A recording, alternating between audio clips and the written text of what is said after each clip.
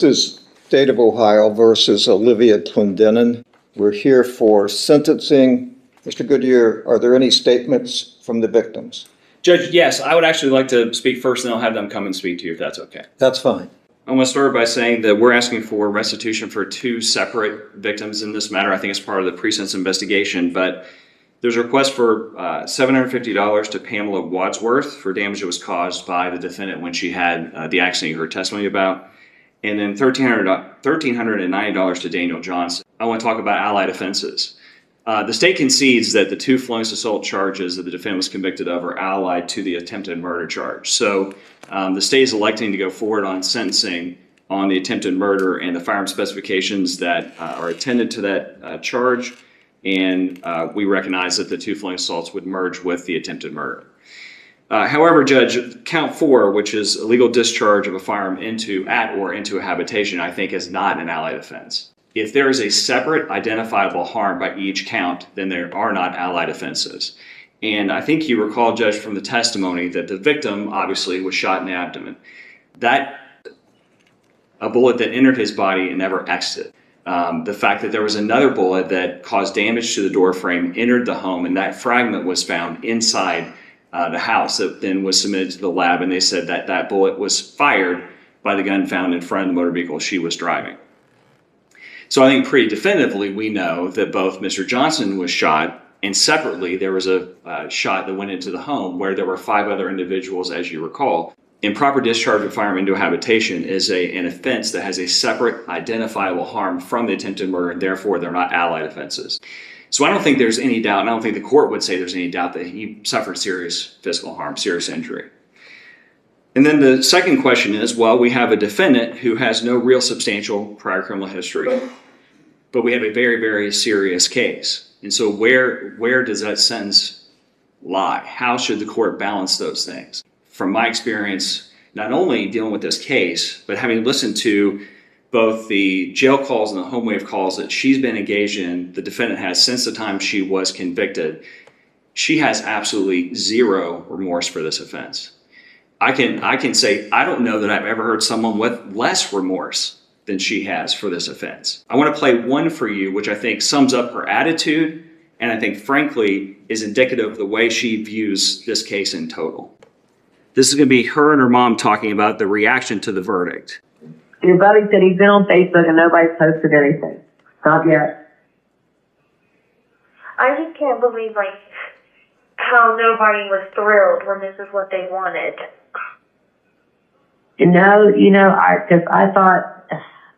I really thought they'd be hugging and laughing, well, not laughing, but hugging and basically celebrating this, but they weren't.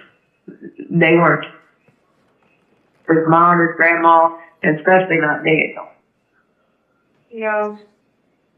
Yeah, he was crying. Yeah. I mean, you're ruining a young girl's life. How could you not be upset? You're ruining a young girl's life. How could you not be upset? That's her reaction to the verdict. She sat here and listened to Daniel Johnson testify, listened to her mother. She knows what she did. And her response to all of that is that the victim, because he participated in the prosecution in this case, is ruining a young girl's life. And I'll tell you, Judge, I've listened to almost all the calls she's made since sentencing, and that attitude is the attitude she's had throughout the entire process. Depending on how you calculate this, the minimum sentence that she faces is either 11 or 14 years, depending on the way you look at the specifications. And I would just say, Judge, I would argue to you that for the defendant to receive a minimum sentence in this case would demean the seriousness of the case. I think that a sentence of 11 or 14 years would not be appropriate knowing the nature of the case we have. I don't think I've ever heard someone care as little as she does about what she did. So, Judge, I would ask you now to allow the victims to speak to you as well. All right, thank you. Hi, my name is Sharon. Daniel is my grandson, and he's my heart. He's not a perfect person, but he has a good heart. He would never think of hurting somebody else. He used to be a true go-getter. He had good grades throughout school. He played football, and he excelled at it. He has many friends, and I have never met anyone who didn't like him. He used to go to the gym regularly and run miles every other day. But because of one person's rage that she admitted to feeling, nothing is the same, and I don't think it ever will be. His left side hurts constantly. He suffers from severe stomach problems because the bullet that hit his rib exploded and destroyed his intestines. And I mean destroyed. He still has several fragments of that bullet in his body, which will likely cause even more problems as he ages and those begin to move. The saddest part of all of this is that throughout the entire ordeal, she has not shown one bit of remorse or concern for the man she shot instead of the ones that she wanted to shoot. She continues to look at Daniel as if he has something to do with it, as if he would drop charges when it was the state, not Daniel, that brought the charges. Your Honor, I also want to emphasize that she was convicted of attempted murder. That's not just a mistake. That's a deliberate act. And I believe with my whole heart that if she is ever enraged again, as she described it, she will do the same thing again. Please, Your Honor, give her the maximum sentence so she can never harm another person. She may have already given Daniel a life sentence with what she did to him. So there's no amount of time you could give her to actually satisfy me. But I ask you to protect others by ensuring that this doesn't happen again because of her anger. Thank you, Your Honor. Thank you very much. My name is Misty Johnson, and I'm the mother of Daniel Johnson. I'm writing to share with this court the devastating impact that Olivia's actions on January 1st, 2025 has had on the life of my son, my own life, and my family's life. Before January 1st, 2025, my son was a happy, easygoing, and carefree young man. He was incredibly athletic and dedicated to fitness, lifting weights 3 to 5 times a week, and working out almost every day. He was a person who got along with everyone he met, and it seemed like everywhere we went, someone knew him and greeted him with a smile. He was a vibrant part of our community. Since that day, my son has not been the same person. He was an innocent bystander minding his own business when Olivia, in a fit of rage, decided to try to kill her husband and boyfriend. My son had nothing to do with her conflict, yet he is the one who has suffered the consequences of her violence. Throughout the trial, I have watched her closely. She has shown absolutely no emotion or remorse, even when my son was crying out for his life. The only emotion she displayed was for herself, or her give my son the most hateful look I've ever seen as she walked past him. It was clear that she takes no responsibility for her actions and instead blames him for the prosecution. It is only just that she is held fully accountable for the life she has forever altered. Your Honor, thank you for considering the impact on our lives during your sentencing. Thank you, ma'am. Your Honor, my name is Daniel Johnson, and I'm here to give some insight on how this crime has affected my life. On the day of the incident, I was attending a New Year's Day get-together. I had been invited over and was sitting on the porch minding my business. The defendant was attempting to shoot at someone else, and I was the one who ended up being shot. In that moment, my life changed for reasons that had nothing to do with me. Since that day, I've had to live with the physical and emotional damage. I was shot in the stomach. I had multiple surgeries. My recovery has not been simple, and it hasn't ended. I deal with chronic pain on a daily basis, along with ongoing digestive issues that have forced me to completely change how I take care of myself and eat. Mentally and emotionally, I've been dealing with PTSD. What happened that day didn't just end when the incident was over. It has stayed with me. There is a level of stress, fear, and anxiety that I now carry that I didn't before. What makes it especially hard is knowing that I was completely uninvolved. I was simply in the wrong place at the wrong time, and I'm the one who will have to live with the ramifications. Olivia has not shown any level of respect to myself or my family. I have not received an apology in any form or fashion. I do not hate her or have any evil feelings in my heart towards her or anyone associated with her, for that matter. I truly am just sad, and I wish that things were different and this would have never happened. Thank you, Your Honor. Thank you, sir. As it relates to the allied offenses, it is our position that the discharge of a firearm is, in fact, or we would ask Your Honor to find that it is an allied offense of the attempted murder count, in light of the fact that under what the state has presented in their sentencing memorandum in the case law, you are to look at the conduct of the defendant in determining the position on the allied offenses.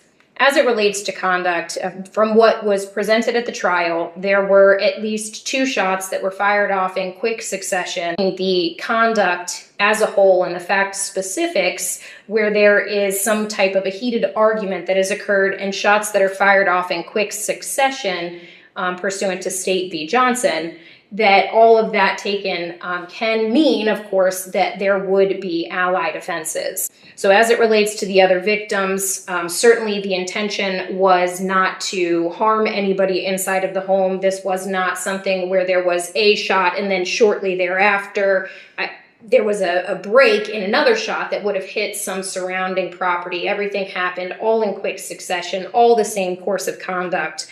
And so we would be asking that it be an allied offense. It's easy to cherry pick a call and indicate that there's a lack of remorse. I think what is relevant to Ms. Clendenin is actually what was presented during trial during her interview with the officers. And as soon as she found out that Mr. Johnson was hit, her actual reaction was, "Oh my God, is he okay?"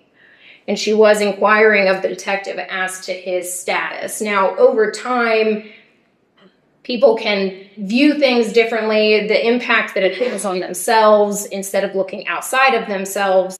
Also, my understanding, though I don't have any jail calls to play for, Your Honor, specifically, that Ms. Clendenin did speak with her family about sorry, not to say sorry, I don't want to put words in their mouth, but feeling a certain way, that it's unfortunate that Mr. Johnson and his family have had to experience this. That is my understanding of some of the conversations, certainly not all of them. Clendenin's mother appeared to be indicating she was expecting somebody to be jumping up and down, joyous and, excited, so to speak. But Ms. Clendenin indicated, well, that's not what they were doing. And here's maybe why they weren't doing that, because this is not only impacting them, but it also impacts me in my life. So again, I don't know that it's appropriate to pick and choose the limited phone calls to not include everything.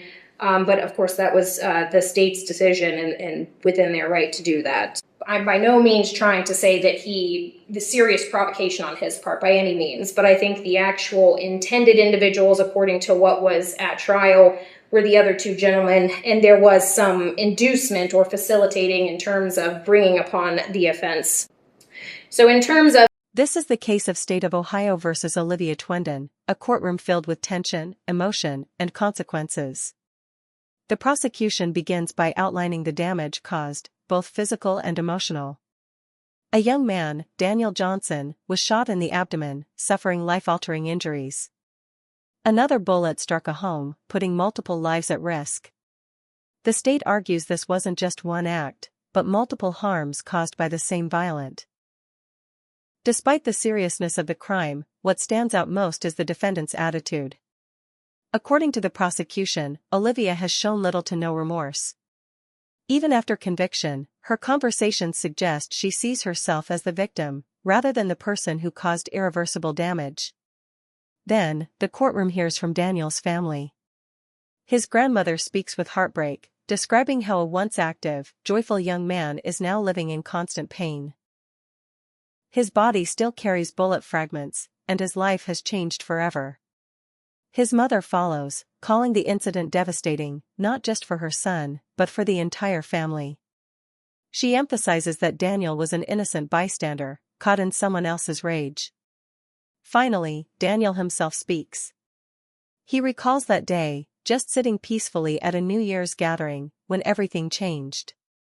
Multiple surgeries, chronic pain, and PTSD have become part of his daily life. Yet, despite it all, he expresses no hatred, only sadness. The defense argues that Olivia had no prior criminal history and highlights her positive role in the community. They ask the court for leniency. Olivia briefly addresses the court, expressing care for her family and community, but stops short of a direct apology. In the end, the judge delivers the sentence. Considering the severity of the crime and the need to protect the public, Olivia is sentenced to approximately 16 to over 20 years in prison. A single moment of rage, leaving a lifetime of consequences.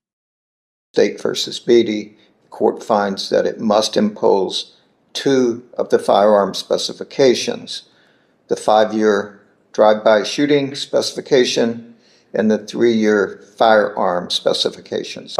I do not believe that count 4 merges with count 1.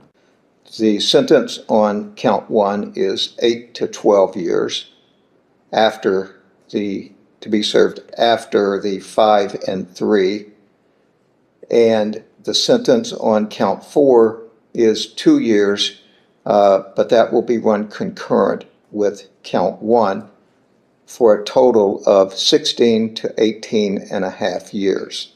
On release, you will be supervised by the Adult Parole Authority for a period of 5 years. If you violate any of the rules of supervision, the Adult Parole Authority can send you back for 9 months per violation, up to 1/2 of your stated sentence, which would be 8 additional years they could add for cumulative violations of post-release control. It is rebuttably presumed that you will be released from service of the sentence after serving the 16 years. The Department of Corrections, however, may rebut the presumption if, at a hearing, the department makes specific determinations regarding your conduct while confined, your rehabilitation, your threat to society. If you've not been released prior to the expiration of the 18 and a half years imposed as a part of the sentence, you must be released upon the expiration of that term. Judge, can I just interject real quick since you're talking about the indefinite sentence? Yes. So the sentence you gave her on the underlying count was 8 to 12. Correct. So I believe that 4 years has to be added to the indefinite term. So I believe the actual term is 16 to 20 and a half years. You're right. So when you said 18 and a half, it's really Yeah. 20 and a half. Yeah. That's all. Thank you. Thank you, Your Honor. Thank you, Your Honor. Think you need to stay and chat with her, these opinions, or you guys need to get her over? Okay, yep, all right, let's go ahead.